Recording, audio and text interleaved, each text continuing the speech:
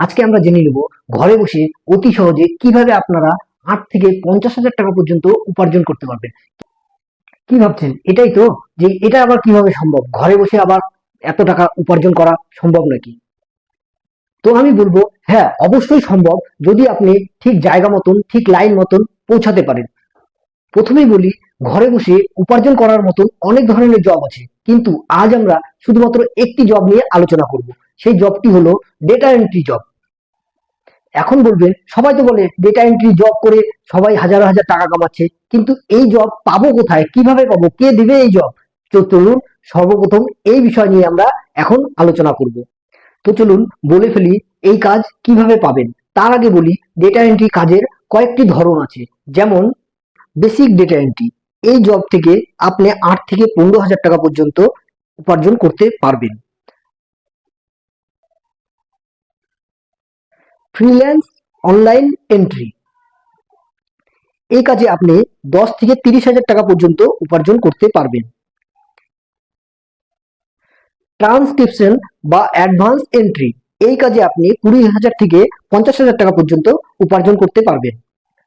চলুন এখন জেনে নিই এই কাজগুলো কিভাবে করবেন। তার আগে বলি, আপনি যদি এই ধরনের কাজের আপডেট আগামী দিনেও পেতে চান, তাহলে চ্যানেলটিকে লাইক করে সাবস্ক্রাইব করে রাখবেন, যাতে এরপরে আমি যে কোনো কাজের খবর দিলে আপনি নিশ্চিন্তে সেই আপডেটটা পেয়ে যান। এবং কমেন্টের মাধ্যমে জানাবেন যে আপনি কোন ধরনের কাজ করতে ইচ্ছুক, যাতে আমি আপনাকে সেই ধরনের কাজের আপডেট দিয়ে সহযোগিতা করতে পারি। বেসিক ডেটা এন্ট্রি টাইপিং কাজ, পিডিএফ থেকে ওয়ার্ড বা এক্সেলে লেখাগুলিকে কপি করা, বা হ্যান্ডরাইটিং নোটবুক থেকে কম্পিউটারে ডেটা টাইপ করা, কোম্পানির রেকর্ড আপডেট করা।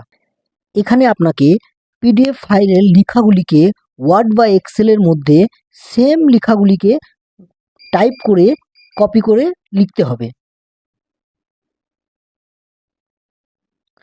এখানে আপনাকে যেই কাজগুলি করতে হবে সেগুলি হলো, পিডিএফ ফাইলের মধ্যে যেই ওয়ার্ডগুলি লেখা থাকবে সেইগুলি ওয়ার্ড বা এক্সেলের মধ্যে সেমভাবে আপনাকে টাইপিং করে লিখতে হবে। 2 নম্বরে এক্সেল বা স্প্রেডশিট ডেটা এন্ট্রি, টেবিল বানানো, সংখ্যাগত ডেটা ইনপুট ও সাজানো, হিসাব ফর্মুলা দিয়ে কাজ করা। এখানে আপনাকে এক্সেলের মধ্যে টেবিল বানাতে হবে এবং যা হিসাব আছে সেগুলো এক্সেলের মধ্যে ভালো করে সাজাতে হবে। 3 নম্বরে আসছে online form filling, online form বা সার্ভে পূরণ করা, কাস্টমার বা ক্লায়েন্টের ইনফরমেশন আপডেট করা। যেই কাজগুলি করতে হবে, অনলাইনে ফর্ম ফিল আপ করতে হবে এবং যেই কাস্টমারদের ফর্ম ফিল আপ করা হবে তাদের ইনফরমেশনগুলি টাইপিংয়ের মাধ্যমে সেভ করে রাখতে হবে।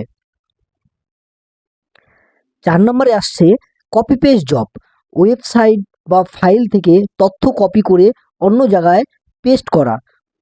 এখানে আপনাকে যে কাজগুলি করতে হবে, যেমন কোনো প্রোডাক্টের লিস্ট আছে, সেই লিস্টের ইনফরমেশনগুলো কপি করে অন্য জায়গায় আপনাকে পেস্ট করে সেভ করে রাখতে হবে।